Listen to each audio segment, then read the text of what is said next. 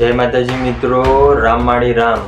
બારેજા ધામના અંદર જે ભાવિ ભક્ત દૂરથી દર્શન માટે આવે છે તો ખૂંખાર મેરડી માતાએ તેમની ઓફિશિયલ જે યુટ્યુબની ચેનલ છે એ ચેનલના માધ્યમથી ફોટા પણ અપલોડ કર્યા છે કે અતિ ભારે વરસાદના કારણે બારેજા ધામના અંદર જે જગ્યાએ માળીની ગાદી થાય છે એ જગ્યા ઉપર અઢળક પાણી ભરાઈ ગયું છે। તો આ પાણીના કારણે આજે દર્શન પણ બંધ છે। ઘણા ખરા રવિવારથી ખૂંખાર મેરડી માતાની ગાદી બંધ જ હતી, જે કારણે વરસાદના કારણે આપણે માતાજીનું પ્રવચન નથી સાંભળી શકતા। પણ આજે ખૂંખાર મેરડી માતાએ જાતે જ એમના ઓફિશિયલ સાઇટ ઉપર કીધું છે કે આજના દિવસે માતાજીના દર્શન પણ બંધ છે।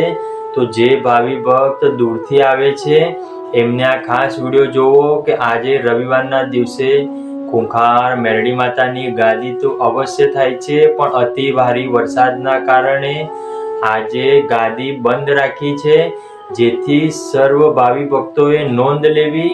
તમે ઘેર બેઠા પણ માતાજીના આશીર્વાદ પ્રાપ્ત કરી શકો છો। જેવી રીતે પ્રવચનના માધ્યમથી જો કોઈ ના સાંભળ્યું હોય તો હું તમને બે શબ્દ કહી દઉં કે ખૂંખાર મેરડી માતાએ એમના સ્વમુખે કીધું હતું કે મેરડી તો અખંડ જાગતી જ્યોત જ છે, બસ એને કોઈ ભક્ત જો ખરા મનથી યાદ કરે છે તો એનું કામ અવશ્ય થાય છે। તો એવું નથી કે આપણે બારેજા ધામ જઈને માતાજીની પ્રાર્થના કરીએ કે માતાજીની માનતા માનીએ તો આપણું કામ થાય। જો માતાજીનો ભાવ હોય અને માતાજીના જે આશીર્વાદ વચન છે, જો એ વચનને આપણે ઝેલી લીધા અને માતાજીનું આજ્ઞાનું પાલન જો ઘેર બેઠા પણ વિડીયો જોઈને કર્યું તો પણ આપણું જીવન પરિવર્તન થઈ જશે અને માતાજીના આશીર્વાદ પણ મળ્યા રહેશે। તો આપણે બારેજાના અંદર જ્યાં સુધી માળી નાખે ત્યાં સુધી દર્શને પણ નથી જવું। એનું એક જ કારણ છે કે બારેજાના અંદર વરસાદના કારણે અઢળક પડ્યો છે અને આ વરસાદના કારણે તમે જોયું જ હશે, તો હું તમને વિડીયોના માધ્યમથી બતાવીશ કે ઘણા ખરા જગ્યાએ પાણી એટલું ભરાઈ ગયું છે કે 4-5 દિવસ જો વરસાદ બંધ રહે છતાં પણ એ પાણી ના સુકાય।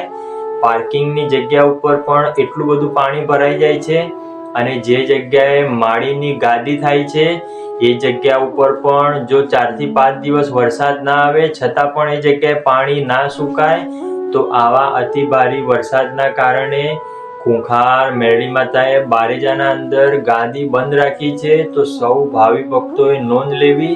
જે ભાવિ ભક્ત દૂરથી આવતા હોય એમને આ વિડીયો શેર કરજો, જેથી કરીને એમનો બાપડાનો ધક્કો ના થાય અને એમને પણ માતાજીના આશીર્વાદ ઘેર બેઠા કઈ રીતે મળે એનો પણ એમને સાચો ખ્યાલ આવી જાય।